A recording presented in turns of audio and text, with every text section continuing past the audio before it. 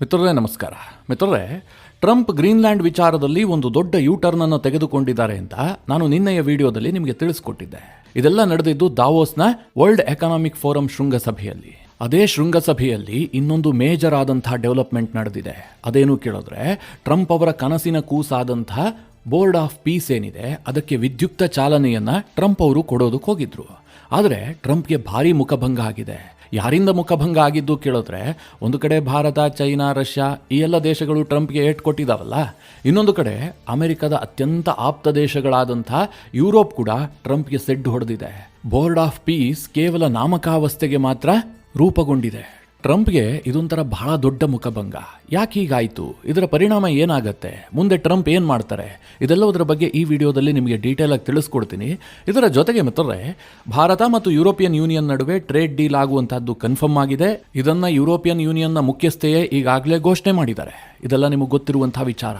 ಇದರ ನಡುವೆ European union ಮತ್ತೊಂದು ಘೋಷಣೆಯನ್ನ ಮಾಡಿದೆ.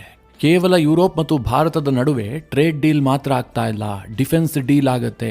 ಸೆಕ್ಯೂರಿಟಿ ಮತ್ತು ಡಿಫೆನ್ಸ್ ಡೀಲ್ ಕೂಡ ಇದೇ ಸಂದರ್ಭದಲ್ಲಿ ಆಗತ್ತೆ ಅಂತ ಯುರೋಪಿಯನ್ ಯೂನಿಯನ್ ಘೋಷಣೆ ಮಾಡಿದೆ. ಮಿತ್ರರೇ, ಇದು ಬಹಳ ದೊಡ್ಡ ಡೆವಲಪ್ಮೆಂಟ್.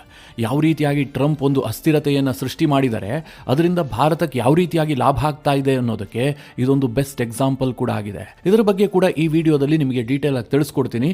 ನೀವು ಈ ವಿಡಿಯೋನ ಕೊನೆವರೆಗೂ ಮಿಸ್ ಮಾಡದೆ ನೋಡಿ. ಮೊದಲಿಗೆ ಟ್ರಂಪ್ ಅವರ ಕನಸಿನ ಕೂಸಾದಂಥ ಬೋರ್ಡ್ ಆಫ್ ಪೀಸ್ನಿಂದಲೇ ಶುರು ಮಾಡೋಣ. ನಿಮಗೆಲ್ಲ ಗೊತ್ತು, ಗಾಜಾ ವಿಚಾರದಲ್ಲಿ ಈಗಾಗಲೇ ಟ್ರಂಪ್ ಅವರು 20 ಅಂಶಗಳ ಒಂದು ಪೀಸ್ ಡೀಲನ್ನು ಜಾರಿಗೆ ತಂದಿದ್ರು. ಇದಕ್ಕೆ ಅನೇಕ ದೇಶಗಳು ಒಪ್ಪಿದ್ವು. ಬಹಳ ದೊಡ್ಡ ಬೆಂಬಲ ಕೂಡ ವ್ಯಕ್ತವಾಗಿತ್ತು. ಯಾಕೆ ಅಂತಂದರೆ ಗಾಜಾದಲ್ಲಿ ಯುದ್ಧ ನಿಲ್ಲಿಸುವಂತಹದ್ದು ಬಹಳ ಅನಿವಾರ್ಯವಾಗಿತ್ತು. ಈ ಕಾರಣದಿಂದಾಗಿ ಟ್ರಂಪ್ ಅವರ ಈ ಪ್ರಯತ್ನಕ್ಕೆ ಎಲ್ಲರೂ ಸಾಥ್ ಕೊಟ್ಟರು. ಆದರೆ ಮಿತ್ರರೇ, ಟ್ರಂಪ್ ಈಗ ಗಾಜಾವನ್ನು ರೀಬಿಲ್ಡ್ ಮಾಡಬೇಕು ಅಂತೇಳಿ ಒಂದು ಹೊಸದಾದಂತಹ ಬೋರ್ಡ್ ಅನ್ನೇ ಕ್ರಿಯೇಟ್ ಮಾಡೋದಕ್ಕೆ ಹೊರಟಿದ್ದಾರೆ. ಇದು ಯಾಕೋ ವಿಶ್ವದ ಪ್ರಮುಖ ದೇಶಗಳಿಗೆ ಅಷ್ಟು ಸರಿ ಹೊಂದುತ್ತಾ ಇಲ್ಲ. ಯಾಕೆ ಕೇಳಿದ್ರೆ, ಇಲ್ಲಿ ಗಾಜಾವನ್ನ ರೀಬಿಲ್ಡ್ ಮಾಡೋದಕ್ಕಿಂತಲೂ ಹೆಚ್ಚಾಗಿ ಟ್ರಂಪ್ ಅವರ ಹಿತಾಸಕ್ತಿ ಇದೆ.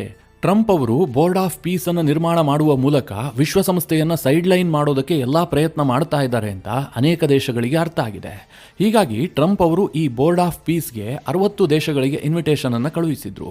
ಅದರಲ್ಲಿ ಯುರೋಪ್ನ ರಾಷ್ಟ್ರಗಳು ಇದ್ವು, ಗಲ್ಫ್ ರಾಷ್ಟ್ರಗಳಿದ್ವು, ಮಿಡಲ್ ಈಸ್ಟ್ನ ಅನೇಕ ದೇಶಗಳಿದ್ವು, ಭಾರತ, ರಷ್ಯಾದಂತಹ ಪ್ರಮುಖ ದೇಶಗಳು ಕೂಡ ಇದ್ವು. ಆದರೆ ಟ್ರಂಪ್ ಅವರ ಇನ್ವಿಟೇಷನ್ಗೆ ಒಪ್ಕೊಂಡಿದ್ದು ಮಾತ್ರ ಕೇವಲ 19 ದೇಶಗಳು ಮಾತ್ರ.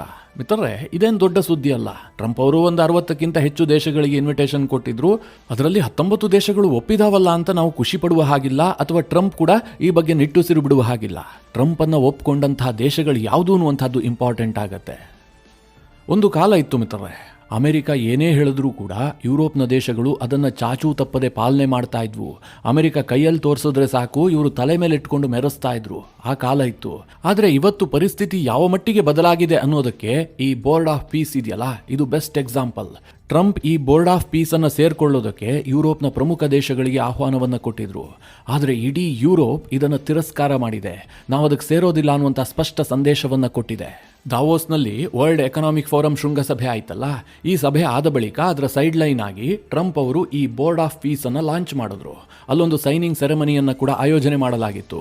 ಆ ಸೈನಿಂಗ್ ಸೆರೆಮನಿಯಲ್ಲಿ 19 ದೇಶಗಳು ಭಾಗಿಯಾದವು. ಭಾಗಿಯಾದಂತಹ ದೇಶಗಳು ಯಾವುದು ಕೇಳಿದ್ರೆ, Albania, Argentina, Azerbaijan, Armenia, Bahrain, Egypt, Hungary, Indonesia, Israel, Jordan, Kazakhstan, Kosovo, Kuwait, Pakistan, Paraguay, Qatar, Saudi, UAE ಮತ್ತು ವಿಯೆಟ್ನಾಂ. ಇಷ್ಟು ದೇಶಗಳು ಸಹಿ ಹಾಕಿದ್ದಾವೆ. ಮಿತ್ರರೇ, ಒಟ್ಟು 26 ದೇಶಗಳು ಟ್ರಂಪ್ ಅವರ ಈ ಬೋರ್ಡ್ ಆಫ್ ಪೀಸ್ ಅನ್ನು ಒಪ್ಕೊಂಡಿದೆ ಅಂತೇಳಿ ಅಮೆರಿಕ ಹೇಳ್ಕೊಂಡಿದೆ. ಆದರೆ ಮಿತ್ರರೇ, ಈಗ ಒಂದಷ್ಟು ದೇಶಗಳ ಹೆಸರನ್ನು ನಿಮಗೆ ಹೇಳಿದ್ನಲ್ಲ, ಇಲ್ಲಿ ನೀವು ಒಂದನ್ನು ನೋಟಿಸ್ ಮಾಡಬಹುದು. ಅದೇನು ಕೇಳಿದ್ರೆ, ಅಮೆರಿಕದ ಅತ್ಯಂತ ಇಂಪಾರ್ಟೆಂಟ್ ಪಾರ್ಟ್ನರ್ ದೇಶಗಳಾದಂಥ ಯುರೋಪ್ನ ಯಾವೊಂದು ದೇಶವೂ ಕೂಡ ಇದರಲ್ಲಿ ಭಾಗಿಯಾಗಿಲ್ಲ. ಜರ್ಮನಿ ಇಲ್ಲ, ಫ್ರಾನ್ಸ್ ಇಲ್ಲ, ಇಟಲಿ ಇಲ್ಲ, UK ಇಲ್ಲ, ಕೆನಡಾ ಇಲ್ಲ. ಈ ಯಾವ ದೇಶಗಳೂ ಕೂಡ ಟ್ರಂಪ್ ಅವರ ಈ ಬೋರ್ಡ್ ಆಫ್ ಪೀಸ್ ಅನ್ನು ಒಪ್ಕೊಂಡಿಲ್ಲ. ಇದು ಟ್ರಂಪ್ ಅವರಿಗೆ ಬಹಳ ದೊಡ್ಡ ಮುಖಭಂಗ. ಯಾಕೆ ಈ ರೀತಿಯಾಗಿ ಆಗ್ತಾ ಇದೆ? ಯುರೋಪ್ನ ದೇಶಗಳು ಯಾಕೆ ಇದಕ್ಕೆ ಸೇರ್ಕೊಳ್ತಾ ಇಲ್ಲ ಅಂತಂದ್ರೆ, ಇದಕ್ಕೆ 2 ಮೇಜರ್ ಆದಂತಹ ಕಾರಣಗಳಿದಾವೆ. ಮೊದಲನೇದಾಗಿ ಏನು ಕೇಳಿದ್ರೆ, ಟ್ರಂಪ್ ಅವರು ಈ ಬೋರ್ಡ್ ಆಫ್ ಪೀಸ್ ಅನ್ನು ಸ್ಥಾಪನೆ ಮಾಡ್ತಾ ಇರುವಂತಹದ್ದು ಗಾಜಾದ ಉದ್ದೇಶವಾದರೂ ಕೂಡ ಇಲ್ಲಿ ವಿಶ್ವಸಂಸ್ಥೆಯನ್ನ ಸೈಡ್ ಲೈನ್ ಮಾಡುವಂತಹದ್ದು ಟ್ರಂಪ್ ಅವರ ಪ್ರಮುಖ ಉದ್ದೇಶ. ಇದು ಯುರೋಪ್ನ ಯಾವೊಂದು ದೇಶಕ್ಕೂ ಕೂಡ ಸರಿ ಅನ್ನಿಸ್ತಾ ಇಲ್ಲ. ವಿಶ್ವಸಂಸ್ಥೆ ವೀಕ್ ಆಗೋದನ್ನ ಯುರೋಪ್ನ ಯಾವೊಂದು ದೇಶವೂ ಕೂಡ ಅಕ್ಸೆಪ್ಟ್ ಮಾಡೋದು ಕೂಡ ಇಲ್ಲ. ಇವತ್ತು ಮಿತ್ರರೇ, ಬೋರ್ಡ್ ಆಫ್ ಪೀಸ್ ಅನ್ನ ಸ್ಥಾಪನೆ ಮಾಡಿ ಟ್ರಂಪ್ ಏನ್ ಮಾಡೋದು ಹೊರಟಿದ್ದಾರೆ? ಗಾಜಾವನ್ನ ರೀಬಿಲ್ಡ್ ಮಾಡಬೇಕು, ಪುನರ್ ನಿರ್ಮಾಣ ಮಾಡುವಂತಹದ್ದು ಇದರ ಮೂಲ ಉದ್ದೇಶ ಅಂತ. ಇದನ್ನ ಸ್ಥಾಪನೆ ಮಾಡ್ತಿದ್ದ ಹಾಗೆ ಟ್ರಂಪ್ ಏನ್ ಘೋಷಣೆ ಮಾಡಿದ್ದಾರೆ?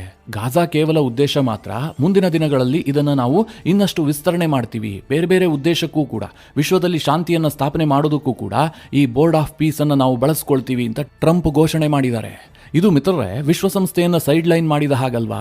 ಇವತ್ತು ವಿಶ್ವದಲ್ಲಿ ಶಾಂತಿಯನ್ನು ಸ್ಥಾಪನೆ ಮಾಡುವಂತಹ ಹೊಣೆಗಾರಿಕೆ ಯಾರ ಮೇಲಿದೆ? ವಿಶ್ವಸಂಸ್ಥೆಯ ಮೇಲಿದೆ. ಗಾಜಾವನ್ನ ರೀಬಿಲ್ಡ್ ಮಾಡೋದು, ವಿಶ್ವದಲ್ಲಿ ಶಾಂತಿಯನ್ನು ಸ್ಥಾಪನೆ ಮಾಡೋದು ಎಲ್ಲವೂ ಕೂಡ ವಿಶ್ವಸಂಸ್ಥೆಯ ಜವಾಬ್ದಾರಿ. ವಿಶ್ವಸಂಸ್ಥೆಯ ಮೂಲಕವಾಗಿ ಎಲ್ಲರೂ ಮಾಡಬೇಕು. ಆದರೆ ಟ್ರಂಪ್ ಅವರು ವಿಶ್ವಸಂಸ್ಥೆಯನ್ನು ಸೈಡ್ ಲೈನ್ ಮಾಡಿಬಿಟ್ಟು ಆ ನೇತೃತ್ವವನ್ನು ತಾನೇ ವಹಿಸಿಕೊಳ್ತಾ ಇದ್ದಾರೆ. ಅಂದರೆ ಕಂಪ್ಲೀಟ್ ಕಂಟ್ರೋಲನ್ನು ಅಮೆರಿಕ ತೆಗೆದುಕೊಳ್ಳೋದಕ್ಕೆ ಹೊರಟಿದೆ. ಇಲ್ಲಿ ಮಿತ್ರರೇ, ಗಾಜಾ ಯುದ್ಧಕ್ಕೂ ಅಮೆರಿಕಾಗೂ ಏನು ಸಂಬಂಧ? ವಿನಾಕಾರಣ ಅಮೆರಿಕಾಗೆ ಯಾಕೆ ಆ ಲೀಡರ್ಶಿಪ್ ಅನ್ನು ಕೊಡಬೇಕು? ಒಂದು ವೇಳೆ ಈಗ ಇದನ್ನು ಒಪ್ಕೊಂಡಿದ್ದೇ ಆದರೆ ನಾವು ವಿಶ್ವಸಂಸ್ಥೆಯನ್ನು ಕಂಪ್ಲೀಟ್ ಆಗಿ ಬದಿಗೆ ಸರಿಸಿದ ಹಾಗಾಗತ್ತೆ. ವಿಶ್ವಸಂಸ್ಥೆಯ ಕಿಮ್ಮತ್ತು ಇನ್ನಷ್ಟು ಕಮ್ಮಿ ಆಗಿಬಿಡುತ್ತೆ. ಇದು ಯುರೋಪ್ಗಿರುವಂತಹ ನಂಬರ್ 1 ಆತಂಕ. ಅದು ಯುರೋಪ್ನ ರಾಷ್ಟ್ರಗಳಿಗೆ ಇಷ್ಟ ಇಲ್ಲ. ಹೀಗಾಗಿ ಟ್ರಂಪ್ ಅವರ ಈ ಆಹ್ವಾನವನ್ನು ಯುರೋಪ್ನ ರಾಷ್ಟ್ರಗಳು ಸಾರಾಸಗಟಾಗಿ ತಿರಸ್ಕರಿಸಿದ್ದಾವೆ. ಇದರ ಜೊತೆಗೆ ಮಿತ್ರರೇ, ಯುರೋಪ್ನ ರಾಷ್ಟ್ರಗಳು ಈ ಆಹ್ವಾನವನ್ನು ತಿರಸ್ಕಾರ ಮಾಡೋದಕ್ಕೆ ಇನ್ನೂ ಒಂದು ಕಾರಣ ಇದೆ. ದಾವೋಸ್ನಲ್ಲಿ ವರ್ಲ್ಡ್ ಎಕನಾಮಿಕ್ ಫೋರಂ ನಡೀತಲ್ಲ, ಅದರ ಸೈಡ್ ಲೈನ್ಸ್ ಆಗಿ ಈ ಒಂದು ಸೈನಿಂಗ್ ಸೆರೆಮನಿಯನ್ನು ಟ್ರಂಪ್ ಅವರು ಆಯೋಜನೆ ಮಾಡಿದ್ರು. ಆದರೆ ಮಿತ್ರರೇ, ದಾವೋಸ್ನ ವರ್ಲ್ಡ್ ಎಕನಾಮಿಕ್ ಫೋರಂನಲ್ಲಿ ಟ್ರಂಪ್ ಮಾತನಾಡಿದ್ರಲ್ಲ, ಸರಿಸುಮಾರು 70 ನಿಮಿಷದ ಭಾಷಣ. ಅದರಲ್ಲಿ ಯುರೋಪನ್ನು ಯಾವ ರೀತಿಯಾಗಿ ನಡೆಸ್ಕೊಂಡಿದ್ದಾರೆ ಎನ್ನುವಂಥದ್ದು ನಿಮಗೆ ಗೊತ್ತೇ ಇದೆ. ಅಲ್ಲಿ ಟ್ರಂಪ್ ಡೆನ್ಮಾರ್ಕನ್ನು ಟೀಕೆ ಮಾಡಿದ್ರು, ಫ್ರಾನ್ಸನ್ನು ಟೀಕೆ ಮಾಡಿದ್ರು, ಫ್ರಾನ್ಸ್ನ ಅಧ್ಯಕ್ಷರನ್ನು ಬಹಳ ಲೇವಡಿ ಮಾಡಿದ್ರು, ಕೆನಡಾ ಪ್ರಧಾನಿಯನ್ನ ಟೀಕೆ ಮಾಡಿದ್ರು. ಕೆನಡಾ ಯಾವತ್ತೂ ಕೂಡ ಅಮೆರಿಕಾಗೆ ಲಾಯಲ್ ಆಗಿರಬೇಕು, ನಮ್ಮಿಂದಾಗಿ ಕೆನಡಾ ಬದುಕಿದೆ ಅನ್ನುವ ರೀತಿಯಲ್ಲಿ ಟ್ರಂಪ್ ಮಾತನಾಡಿದ್ರು. ಅಷ್ಟೇ ಯಾಕೆ ಮಿತ್ರರೇ, ದಾವೋಸ್ ಶೃಂಗಸಭೆಯನ್ನು ಹೋಸ್ಟ್ ಮಾಡಿದಂತಹ ಸ್ವಿಟ್ಜರ್ಲ್ಯಾಂಡ್ ಅನ್ನು ಕೂಡ ಟ್ರಂಪ್ ಅವರು ಟೀಕೆ ಮಾಡಿದ್ರು. ಆ ಮಟ್ಟಿಗೆ ಅಮೆರಿಕದ ಅತ್ಯಂತ ಮಿತ್ರ ದೇಶಗಳಾದಂತಹ ಯುರೋಪ್ನ ರಾಷ್ಟ್ರಗಳನ್ನೇ ಟ್ರಂಪ್ ಅವರು ಟೀಕೆ ಮಾಡಿದ್ರು. ಇಂತಹ ಪರಿಸ್ಥಿತಿಯಲ್ಲಿ ಟ್ರಂಪ್ ಜೊತೆಗೆ ಕೈ ಜೋಡಿಸೋದಕ್ಕೆ ಯುರೋಪ್ ಯಾಕೆ ನಿಂತುಕೊಳ್ಳುತ್ತೆ? ಸದ್ಯ ಟ್ರಂಪ್ ಜೊತೆಗೆ ಕೈ ಜೋಡಿಸಿದಂಥವರೆಲ್ಲರೂ ಕೂಡ ಚಮಚಾಗಳೇ. ಪಾಕಿಸ್ತಾನವನ್ನು ನೋಡಿದ್ರಲ್ಲ, ಪಾಕಿಸ್ತಾನ ಕಾಯ್ತಾ ಇರುತ್ತೆ ಟ್ರಂಪ್ ಜೊತೆಗೆ ಕೂತ್ಕೊಳ್ಳುವಂಥ ಒಂದು ಅವಕಾಶ ಸಿಕ್ಕರೂ ಸಾಕು ಅಂತ. ಪಾಕಿಸ್ತಾನದ ಪ್ರಧಾನಿ ಶಹಬಾಜ್ ಶರೀಫ್ ಅವರು ಟ್ರಂಪ್ ಜೊತೆಗೆ ಹೋಗಿ ಏನೋ ಗುಟ್ಟು ಬೇರೆ ಹೇಳಿಬಿಟ್ಟಿದ್ದಾರೆ. ಈ ಎಲ್ಲ ದೇಶಗಳಿಗೆ ಆಪ್ಷನ್ ಇಲ್ಲ. ಟ್ರಂಪ್ ಅವರಿಂದ ಒಂದು ನಯಾ ಪೈಸೆ ಲಾಭ ಆಗುತ್ತೆ ಅಂತಂದ್ರೆ ಕೈ ಚಾಚಿಕೊಂಡು ಹೋಗ್ತಾರೆ. ಸದ್ಯ ವಿಶ್ವದಲ್ಲಿ ಅಮೆರಿಕಾಗಿರುವಂತಹ ಪ್ರಭಾವಕ್ಕೆ ಈ ಒಂದು 20-25 ರಾಷ್ಟ್ರಗಳಿಂದ ಸಹಿ ಪಡೆಯುವಂತಹದ್ದು ದೊಡ್ಡ ವಿಚಾರ ಏನಲ್ಲ. ಇನ್ನೊಂದು ಕಡೆ ಈ ಬೋರ್ಡ್ ಆಫ್ ಪೀಸ್ನಿಂದ ಭಾರತ ಬಹಳ ಅಂತರ ಕಾಯ್ದುಕೊಂಡಿದೆ. ಭಾರತ ಬಹಳ ಜಾಣ್ಮೆಯಿಂದಲೂ ಕೂಡ ನಿರ್ಧಾರವನ್ನು ಕೈಗೊಳ್ತಾ ಇದೆ. ಭಾರತ ಇದಕ್ಕೆ ಓಕೆನೂ ಹೇಳಿಲ್ಲ ಅಥವಾ ತಿರಸ್ಕಾರವನ್ನೂ ಮಾಡಿಲ್ಲ. ಹಾಗೆ ನೋಡೋಕೆ ಹೋದರೆ ವಿಶ್ವಸಂಸ್ಥೆಗೆ ಭಾರತ ಏನೂ ತೀರಾ ಲಾಯಲ್ ಆಗಿ ಇರಬೇಕಾಗಿಲ್ಲ. ವಿಶ್ವಸಂಸ್ಥೆಯಲ್ಲಿ ಬದಲಾವಣೆ ಆಗಬೇಕು ಅಂತ ಭಾರತ ಅನೇಕ ವರ್ಷಗಳಿಂದ ಡಿಮ್ಯಾಂಡ್ ಮಾಡ್ತಾ ಇದೆ. ವಿಶ್ವಸಂಸ್ಥೆ ಅದಕ್ಕೆ ಸೊಪ್ಪು ಹಾಕಿಲ್ಲ. ಈಗ ವಿಶ್ವಸಂಸ್ಥೆಯನ್ನು ಬದಿಗೆ ಸರಿಸಿ ಭಾರತಕ್ಕೆ ಸ್ಥಾನಮಾನ ಸಿಗುವಂಥ ಇನ್ನೊಂದು ಕೂಟ ರಚನೆ ಆದರೆ ಭಾರತ ಸಹಜವಾಗಿ ಅದನ್ನು ಸೇರ್ಕೊಳ್ಬಹುದು. ಹೀಗಿದ್ರೂ ಸಹ ಟ್ರಂಪ್ ಅವರ ಇನ್ವಿಟೇಷನ್ ಅನ್ನು ಬದಿಗೆ ಇಟ್ಟು ಭಾರತ ಒಂದು ರೀತಿಯಲ್ಲಿ ಜವಾಬ್ದಾರಿಯುತವಾಗಿ ನಡೆದುಕೊಂಡಿದೆ. ಇದಿಷ್ಟು ಮಿತ್ರರೇ ಟ್ರಂಪ್ ಅವರ ಬೋರ್ಡ್ ಆಫ್ ಪೀಸ್ನ ವಿಚಾರವಾದರೆ, ಇನ್ನೊಂದು ಕಡೆಯಲ್ಲಿ ಭಾರತ ಮತ್ತು ಯುರೋಪ್ನ ನಡುವೆ ಬಹಳ ದೊಡ್ಡ ದೊಡ್ಡ ಡೆವಲಪ್ಮೆಂಟ್ಗಳು ನಡೆಯೋದಕ್ಕೆ ಶುರುವಾಗಿದ್ದಾವೆ. ನಿಮಗೆಲ್ಲ ಗೊತ್ತಿರುವ ಹಾಗೆ ಯುರೋಪಿಯನ್ ಯೂನಿಯನ್ ಚೀಫ್ ಆಗಿರುವಂತಹ ಉರ್ಸುಲಾ ವಾನ್ ಈಗಾಗಲೇ ಭಾರತದೊಂದಿಗೆ ನಾವು ಟ್ರೇಡ್ ಡೀಲ್ ಅನ್ನು ಫೈನಲ್ ಮಾಡ್ಕೊಂಡಿದ್ದೀವಿ, ಆದಷ್ಟು ಶೀಘ್ರದಲ್ಲಿ ಇದು ಘೋಷಣೆ ಆಗುತ್ತೆ, ಇದು mother of all trade deal ಅಂತ ಘೋಷಣೆ ಮಾಡಿದ್ದಾರೆ. ಇದರ ಜೊತೆಗೆ ಮಿತ್ರರೇ, ಈಗ ಯುರೋಪಿಯನ್ ಯೂನಿಯನ್ನ ಟಾಪ್ ಡಿಪ್ಲೊಮ್ಯಾಟ್ ಆಗಿರುವಂತಹ ಕಾಯಾ ಕಲಾಸ್ ಇನ್ನೊಂದು ಘೋಷಣೆಯನ್ನು ಮಾಡಿದ್ದಾರೆ. ಇದು ಇವತ್ತು ಭಾರತದಲ್ಲಿ ಬಹುತೇಕ ನ್ಯೂಸ್ ಪೇಪರ್ನಲ್ಲಿ ಹೆಡ್ಲೈನ್ ಸುದ್ದಿ. ಅದೇನು ಕೇಳಿದ್ರೆ, ಭಾರತ ಮತ್ತು ಯುರೋಪಿಯನ್ ಯೂನಿಯನ್ ನಡುವೆ ಸೆಕ್ಯೂರಿಟಿ ಮತ್ತು ಡಿಫೆನ್ಸ್ ಪ್ಯಾಕ್ಟ್ ಆಗ್ತಾ ಇದೆ. ಕೇವಲ ಟ್ರೇಡ್ ಡೀಲ್ ಮಾತ್ರ ಆಗ್ತಾ ಇಲ್ಲ, ಇಲ್ಲಿ ಸೆಕ್ಯೂರಿಟಿ ಮತ್ತು ಡಿಫೆನ್ಸ್ ಪ್ಯಾಕ್ಟ್ ಕೂಡ ಆಗ್ತಾ ಇದೆ ಅಂತ ಕಾಯಾ ಕಲಾಸ್ ಸ್ಟೇಟ್ಮೆಂಟ್ ಕೊಟ್ಟಿದ್ದಾರೆ. ಹಾಗಾದರೆ ಭಾರತ ಮತ್ತು ಯುರೋಪಿಯನ್ ಯೂನಿಯನ್ ನಡುವೆ ಯಾವ ರೀತಿಯಾದಂತಹ ಸೆಕ್ಯೂರಿಟಿ ಮತ್ತು ಡಿಫೆನ್ಸ್ ಪ್ಯಾಕ್ಟ್ ಆಗುತ್ತೆ, ಅದಕ್ಕೇನು ಮಹತ್ವ ಇದೆ ನೋಡೋದಾದ್ರೆ, ಈ ಬಗ್ಗೆ ಕಾಯಾ ಕಲಾಸ್ ಅವರೇ ಸ್ಪಷ್ಟನೆಯನ್ನ ಕೂಡ ಕೊಟ್ಟಿದ್ದಾರೆ. ಭಾರತ ಮತ್ತು ಯುರೋಪಿಯನ್ ಯೂನಿಯನ್ ನಡುವೆ ಮುಖ್ಯವಾಗಿ ಮೆರಿಟೈಮ್ ಸೆಕ್ಯೂರಿಟಿ, ಸೈಬರ್ ಸೆಕ್ಯೂರಿಟಿ ಮತ್ತು ಕೌಂಟರ್ ಟೆರರಿಸಂ ಈ ವಿಚಾರವಾಗಿ ಒಪ್ಪಂದ ಆಗ್ತಾ ಇದೆ. ಈ ಮೂರೂ ವಿಚಾರಗಳು ಕೂಡ ಬಹಳ ಇಂಪಾರ್ಟೆಂಟ್ ಆದಂತಹ ಸೆಕ್ಟರ್ಗಳು. ಮೆರಿಟೈಮ್ ಸೆಕ್ಯೂರಿಟಿ, ಭಾರತ ಬಹಳ ದೊಡ್ಡ ಪ್ರಮಾಣದಲ್ಲಿ ಸಮುದ್ರ ಮಾರ್ಗದ ಮೂಲಕ ವ್ಯಾಪಾರವನ್ನು ನಡೆಸುತ್ತೆ. ಹೀಗಾಗಿ ಮೆರಿಟೈಮ್ ಸೆಕ್ಯೂರಿಟಿ ಇದೆಯಲ್ಲ, ಬಹಳ ದೊಡ್ಡ ಚಾಲೆಂಜ್ ಭಾರತಕ್ಕೆ. ಈಗ ಈ ಮೆರಿಟೈಮ್ ಸೆಕ್ಯೂರಿಟಿಯಲ್ಲಿ ಯುರೋಪಿಯನ್ ಯೂನಿಯನ್ ಭಾರತದ ಜೊತೆಗೆ ಕೈ ಜೋಡಿಸುತ್ತೆ. ಇದು ಭಾರತಕ್ಕೆ ಹೆಲ್ಪ್ ಆಗುತ್ತೆ. ಎರಡನೇದಾಗಿ ಇವತ್ತು ಬಹಳ ದೊಡ್ಡ ಚಾಲೆಂಜ್ ಏನು ಕೇಳಿದ್ರೆ ಅದು ಸೈಬರ್ ಸೆಕ್ಯೂರಿಟಿ. ಇದರಲ್ಲೂ ಕೂಡ ಯುರೋಪಿಯನ್ ಯೂನಿಯನ್ ಭಾರತಕ್ಕೆ ಸಹಕಾರವನ್ನು ಕೊಡುತ್ತೆ. ಆ ರೀತಿಯಾದಂತಹ ಒಪ್ಪಂದ ಕೂಡ ಆಗುತ್ತೆ. ಈ ಎರಡಕ್ಕಿಂತಲೂ ಮುಖ್ಯವಾದಂತಹ ವಿಚಾರ ಏನು ಕೇಳಿದ್ರೆ ಕೌಂಟರ್ ಟೆರರಿಸಂ. ಇದನ್ನ ಕೂಡ ಯುರೋಪಿಯನ್ ಯೂನಿಯನ್ ಹೇಳ್ತಾ ಇದೆ. ಇವತ್ತು ಭಾರತ ಯಾವ ಪ್ರಮಾಣದಲ್ಲಿ ಪಾಕಿಸ್ತಾನದಿಂದ ಟೆರರಿಸಂ ಥ್ರೆಟ್ ಅನ್ನ ಎದುರಿಸ್ತಾ ಇದೆ ಅಂತ ನಿಮಗೆಲ್ಲ ಗೊತ್ತು.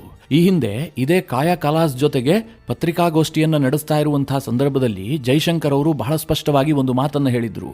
ಭಾರತ ಪಾಕಿಸ್ತಾನದಿಂದ ಟೆರರಿಸಂ ಥ್ರೆಟ್ ಅನ್ನ ಎದುರಿಸ್ತಾ ಇದೆ, ಅದು ಪಾಕಿಸ್ತಾನ ಅಲ್ಲ ಟೆರರಿಸ್ತಾನ ಅಂತ. ಅಂದ್ರೆ ಆ ಮಟ್ಟಿಗೆ ಯುರೋಪಿಯನ್ ಯೂನಿಯನ್ಗೆ ಭಾರತ ಕನ್ವಿನ್ಸ್ ಮಾಡಿತ್ತು.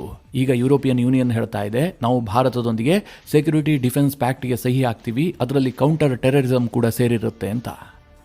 ಇದೆಲ್ಲದೂ ಕೂಡ ಜನವರಿ 27ನೇ ತಾರೀಕು ಭಾರತದಲ್ಲಿ ಭಾರತ ಯುರೋಪಿಯನ್ ಯೂನಿಯನ್ ನಡುವಿನ 16ನೇ ಶೃಂಗಸಭೆ ನಡೆಯುತ್ತೆ.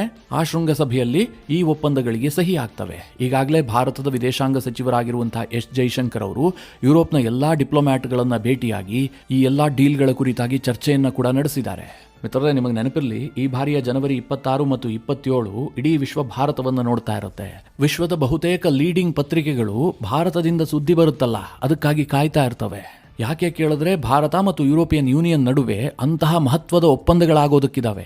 ಇದರಲ್ಲಿ ಬಹಳ ಆಸಕ್ತಿದಾಯಕ ವಿಚಾರ ಏನು ಕೇಳಿದ್ರೆ ಈ ಒಂದು ಟ್ರೇಡ್ ಡೀಲ್ ಇರಬಹುದು, ಈ ಡಿಫೆನ್ಸ್ ಪ್ಯಾಕ್ಟ್ ಇರಬಹುದು, ಇದೆಲ್ಲದಕ್ಕೂ ಭಾರತ ಎಷ್ಟು ಮಹತ್ವ ಕೊಡ್ತಾ ಇದೆಯಲ್ಲ ಅದಕ್ಕಿಂತ 10 ಪಟ್ಟು ಹೆಚ್ಚಿನ ಮಹತ್ವವನ್ನ ಯುರೋಪಿಯನ್ ಯೂನಿಯನ್ನ ರಾಷ್ಟ್ರಗಳು ಕೊಡ್ತಾ ಇದ್ದಾವೆ.